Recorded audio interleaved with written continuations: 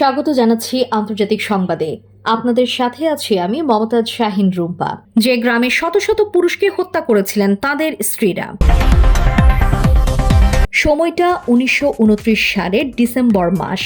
হাঙ্গেরির ছোট্ট শহর সলনোকের স্থানীয় আদালতে একটি মামলার বিচার হয়। মামলাটি কাছের নাগিরেভ গ্রামকে ঘিরে।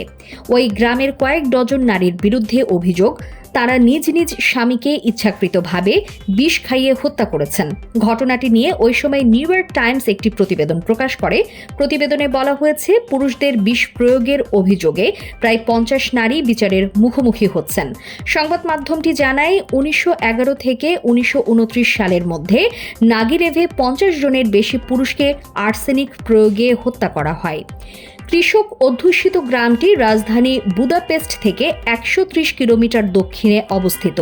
অভিযুক্ত নারীরা অ্যাঞ্জেল মেকার হিসেবে পরিচিত হয়ে ওঠেন।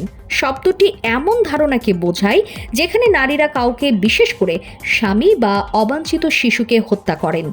কয়েকটি প্রতিবেদনে দাবি করা হয়েছে, গ্রামের পুরুষেরা যখন প্রথম বিশ্বযুদ্ধের সম্মুখ সমরে অংশ নিতে যান, তখন রুশ যুদ্ধবন্দীদের সঙ্গে প্রেমের সম্পর্কে জড়িয়ে পড়েন ওই গ্রামের নারীরা।